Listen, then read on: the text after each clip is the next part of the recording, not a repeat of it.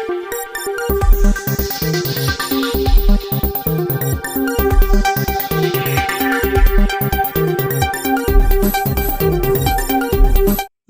मित्रों, हमारी चैनल में तमारू स्वागत है। पश्चिम बंगाळના જાળગામમાં ત્યારે જાલમુરી વેચનાર દીપક કુમારને જાનથી મારી નાખવાની ધમકીઓ મળી રહી છે। દીપકની દુકાનમાંથી વડાપ્રધાન નરેન્દ્ર મોદીએ બંગાળ ચૂંટણી પ્રચાર દરમિયાન જાલમુરી ખરીદીને ખાધી હતી। આ ઘટના પછી દીપક કુમાર ચર્ચામાં આવ્યા હતા। દીપકે જણાવ્યું કે તેમને પાકિસ્તાન અને બાંગ્લાદેશથી ફોન કોલ આવી રહ્યા છે। કોલ કરનાર લોકો તેને દુકાન ઉડાડી દેવાની ધમકી આપી રહ્યા છે। દીપકે જણાવ્યું કે એક વિડીયો કોલ કેટલાક લોકોએ તેને હથિયારો પણ બતાવી રહ્યા છે। તેના કારણે તેઓ અને તેમનો પરિવાર ખૂબ જ તણાવમાં છે।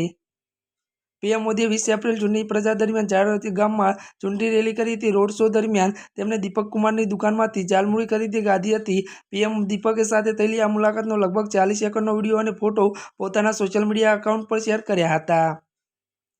પીએમ મોદી રવિવારે પશ્ચિમ બંગાળના પ્રવાસે હતા। જાળગામમાં તેમણે રેલી કરી હતી। આ દરમિયાન રસ્તામાં તેઓ એક દુકાન પર રોકાયા અને જાલમુરી ખાધી અને જાલમુરી ખાધી બતાવી દે વખતે દુકાનદારે પૂછ્યું કે તમે ડુંગળી ખાવ છો? પીએમ જવાબ આપ્યો, હા હું ડુંગળી ખાઉં છું, બસ દિબાંગ નહીં। આ સાંભળીને દુકાનદાર હસવા લાગ્યો। જી આ મિત્રો, અત્યાર માટે બસ આટલું જ। અમારી ચેનલમાં નવા હોય તો અમારી ચેનલને લાઇક, શેર અને સબસ્ક્રાઈબ કરી દેજો। ધન્યવાદ।